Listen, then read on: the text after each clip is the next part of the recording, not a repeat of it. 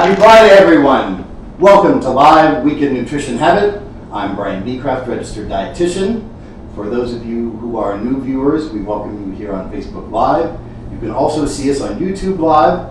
Please remember to subscribe to our YouTube channel. That's My Nutrition Habit. This program is made possible by viewers like you, and we greatly appreciate your support. So please remember to do that. And also remember to like our page on Facebook, My Nutrition Habit.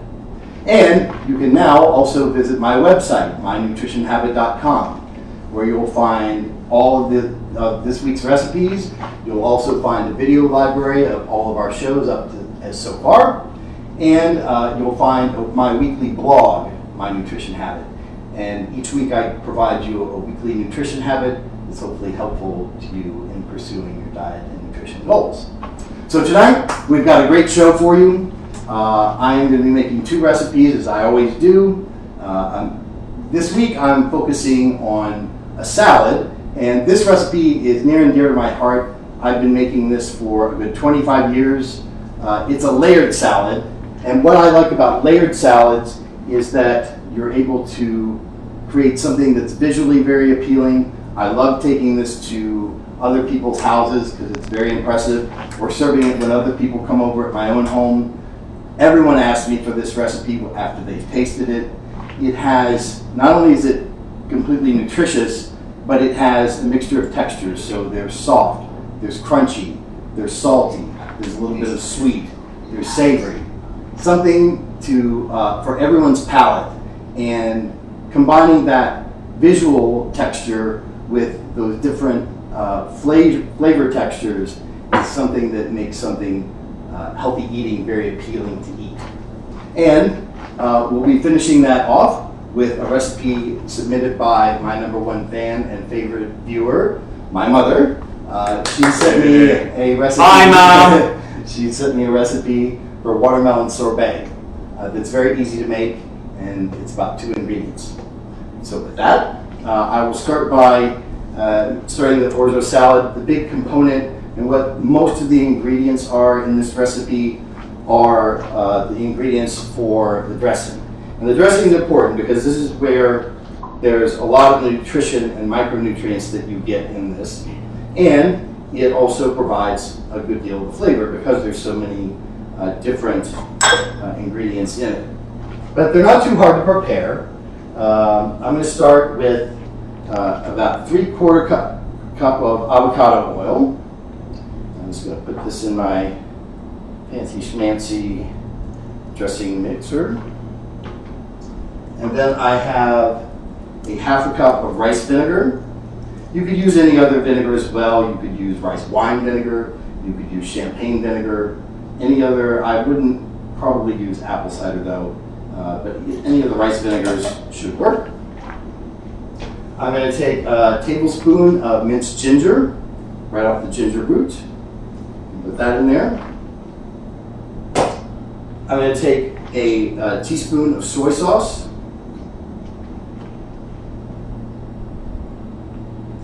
I'm going to take a little bit of salt, a little bit of sugar, some fresh ground black pepper, some minced garlic. Put that in there. And then I'm just going to grate some fresh orange rind on here too to give it a little extra.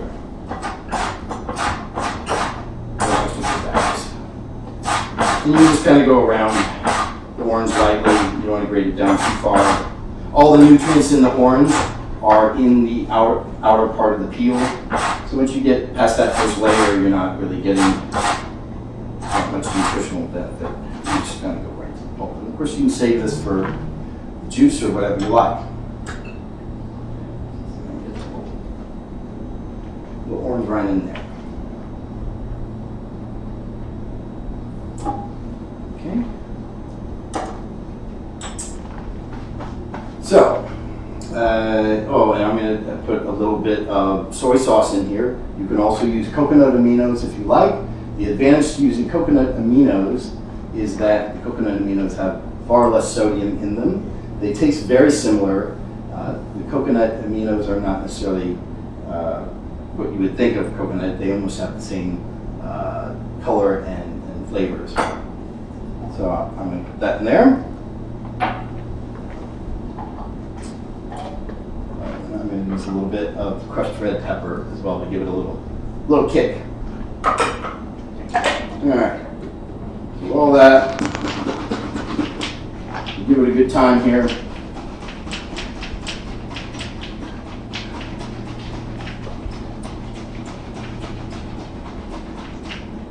So it's nice and mixed up. That salad is for how many portions? This will make 10 servings. Okay. So it's perfect for a party or a large family. It will chill and keep for a good 5 to 6 days, really, if you don't put the dressing on it. So you can make the dressing ahead. This will keep for a good while. You could make the layered salad and not put the dressing on it. Keep it airtight, and it'll keep for a while. And then when you're ready to eat it, or a little bit before, then you just put the dressing on it. Because otherwise, the orzo is going to get soggy. So the key to making a layered salad is, of course, color of the layer. So this is orzo. Orzo is a pasta, just like any other pasta you would eat. They are sort of a small oblong shape. Nutritionally, they are the same as spaghetti or linguine or anything else. This is a pound, so it's 2 cups of dry orzo cooked to package instructions. It takes about 8 minutes to boil. So I'm going to take about half of this and I'm going to roll this and make my first layer of orzo. And then I'm going to take these carrots.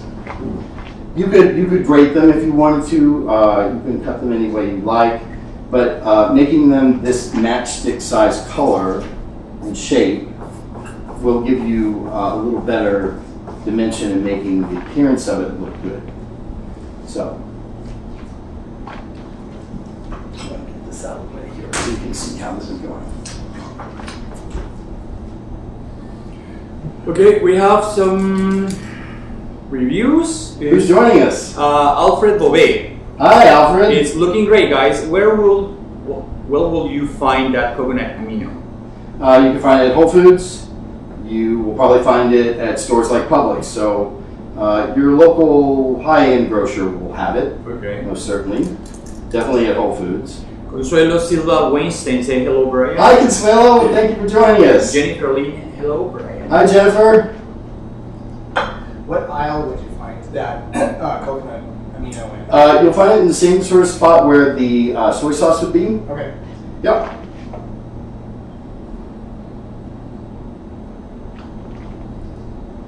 It's a very similar thing. Okay, so I'm halfway done with that. And then I'm going to take some raisins. You can also use dried cranberries if you like. Any kind of really dried fruit will do, but if it's dark, that's what's really giving it, a nice different look to it. So I'm going to take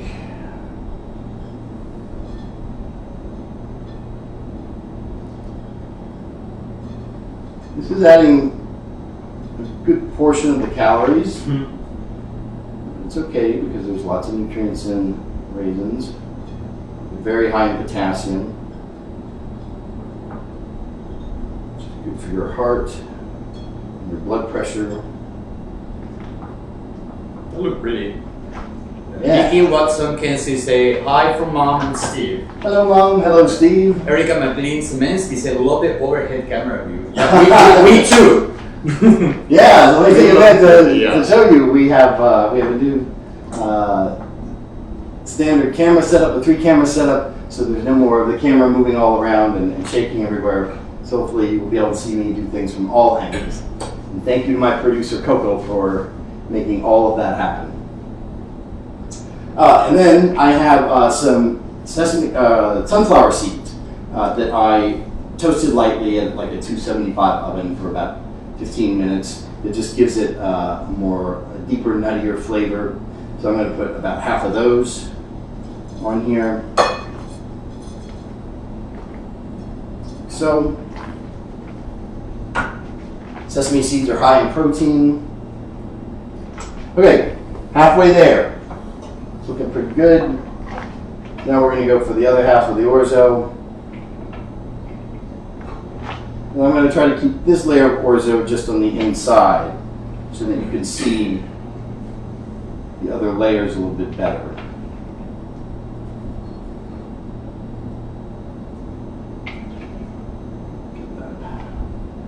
How long take the orzo to be ready? How long does it take to cook the orzo? Mm-hmm. About 8 minutes in boiling water.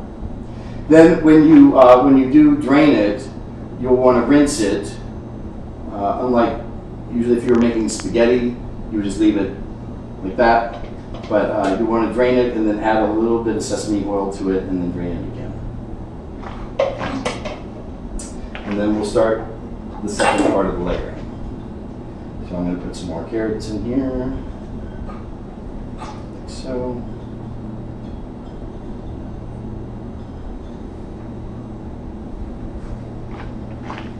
And then the rest of my raisins.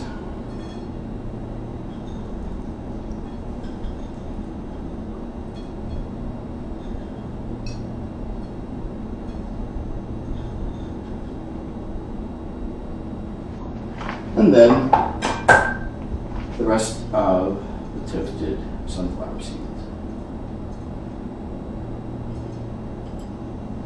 Voila. Now, the finishing touches. So I'm going to take a little bit of fresh parsley. You can use Italian curly leaf. I'm just going to bunch that off. Quickly chop that up.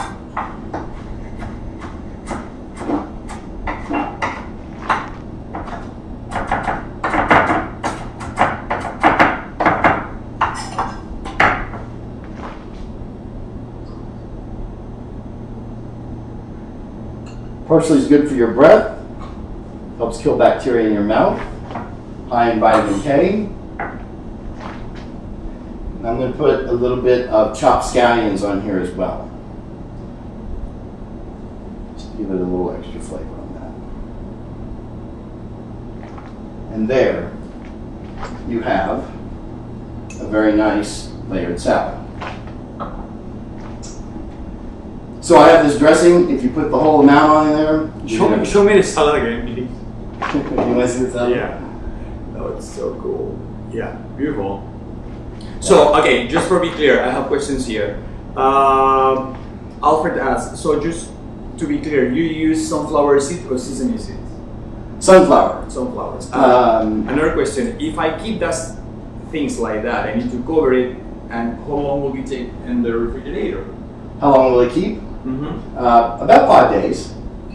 Again, but without the dressing on it. Once you Okay. put the dressing on it, it's going to start to soften the orzo to a point where you're not really going to want it. Okay. So here's the point about the dressing. I made a lot of dressing here. Some people like lots of dressing in their salad. There's a lot of calories in this dressing. And a good bit of salt and sugar. Most recipes would tell you to use about half of this. I'm going to use about a quarter of it. And this is a little trick when you're doing dressings. You just sort of let it drizzle through. And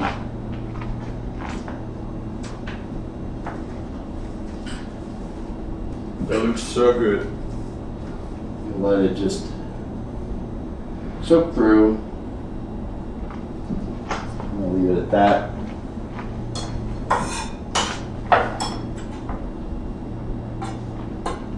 And there we go. There we go.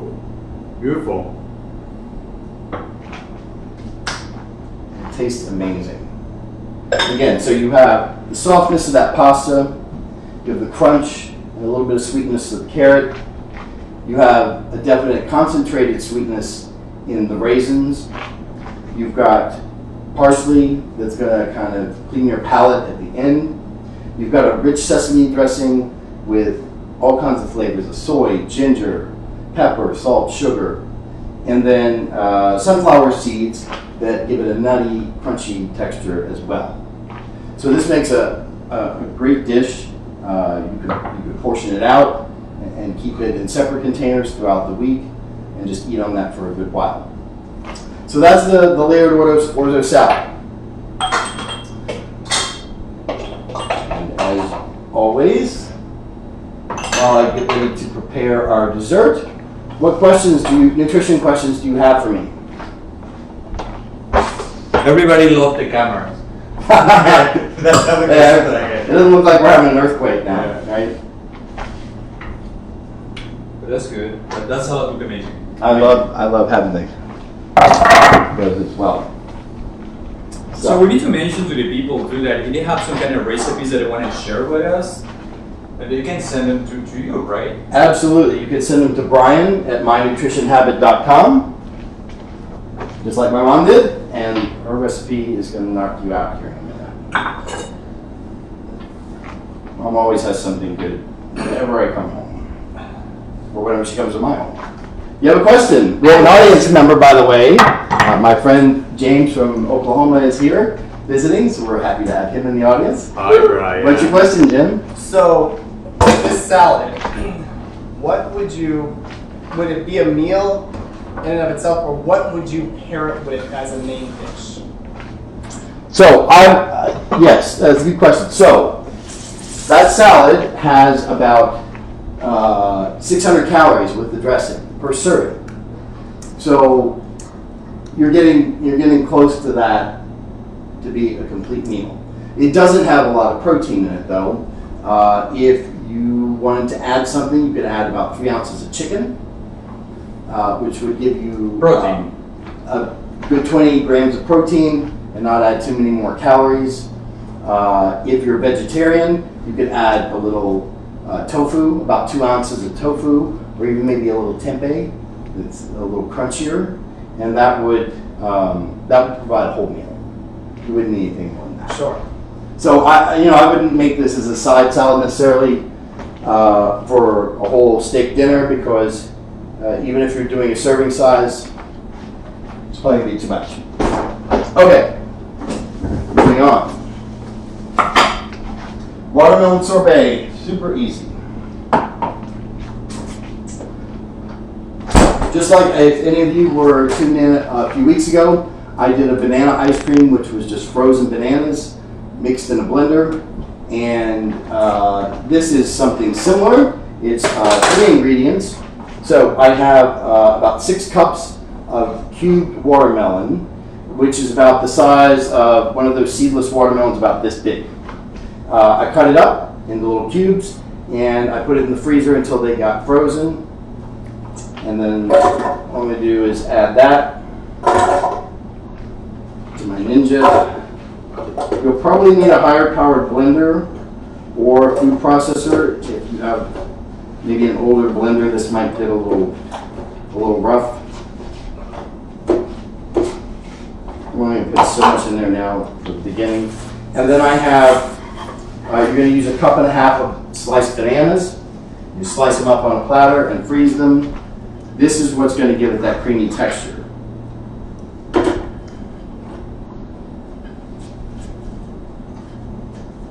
Watermelon is high in vitamin C, both are high in potassium.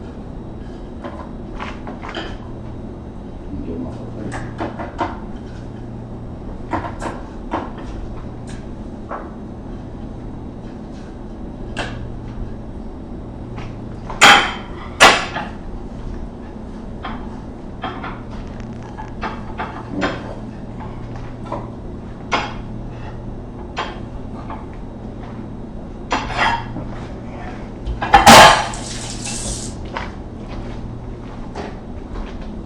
And I'm going to take 1/2 of a lime. I'm just going to squeeze that right in there.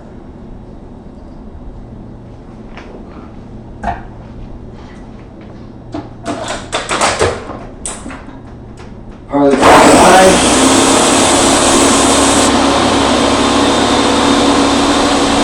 it will start to come down. When it starts to fall down a little bit, you can easily tamp it down.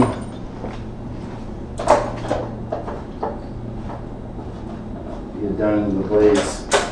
Do not add liquid. You won't come up with a good product.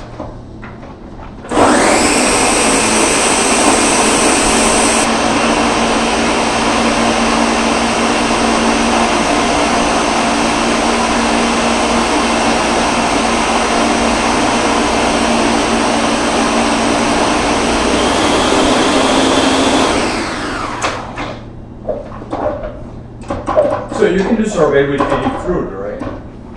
Or usually starchy. Well, the starch of the banana helps give it a creamy texture, yeah.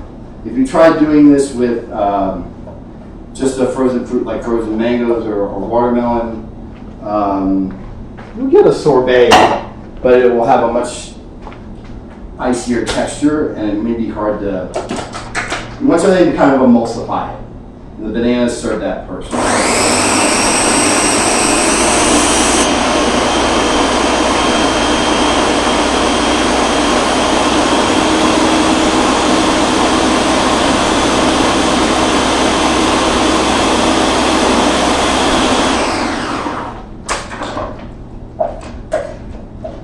And one more time, get this nice texture. It took me about 2 hours to freeze the fruit.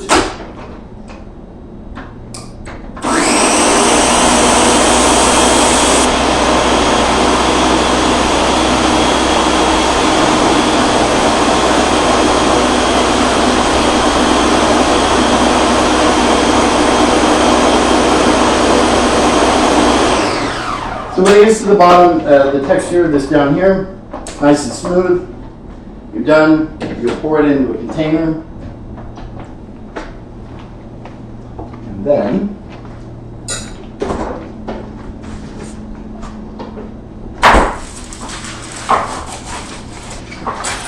you will have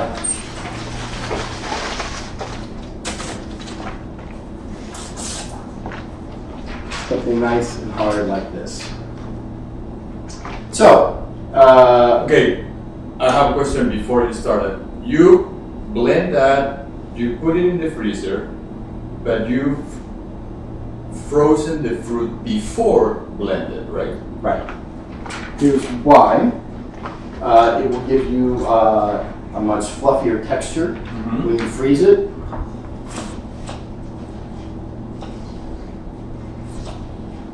And you're going to freeze it for about 3 to 4 hours. It's a little soft, but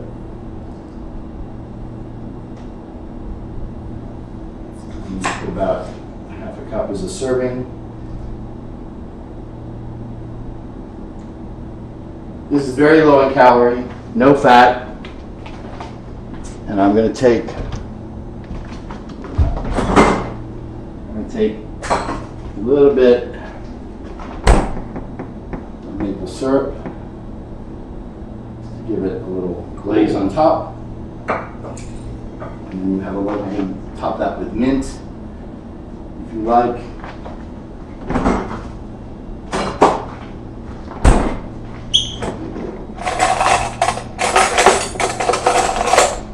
And James, since you're our guest from JPIG, you want to give that a try?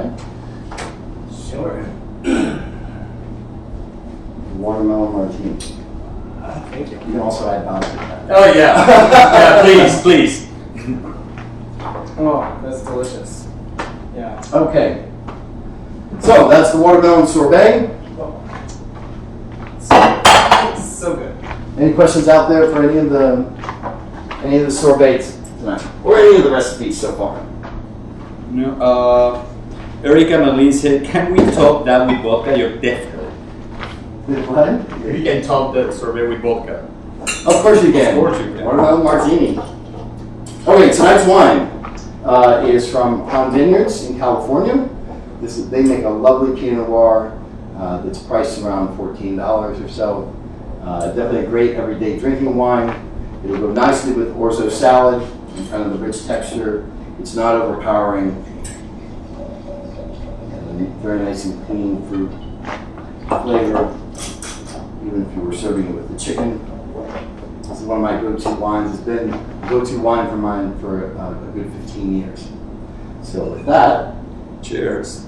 Jair Alemán says mimosas. mimosas. It would be good at You mimosas. can make mimosas right? for that watermelon sorbet. That's a great point. You could put prosecco or champagne in there. Or for kids, you do like sparkling water. You could put sparkling water, absolutely, or get those. I don't know if you've seen that they make flavored sparkling waters now that are really good, and you can kind of combine some of the flavors in that. Yeah. What other questions do we have out there? We don't have questions right now. Everybody say that love text and you set it up. Great. Don't forget to subscribe Right? to My Nutrition Habit on YouTube, And don't forget to send your recipes. and check out my new website and let me know what you think. You can find more information about my private nutrition counseling as well as other information. So with that, I look forward to seeing you next week. Thank you for joining us and have a great weekend.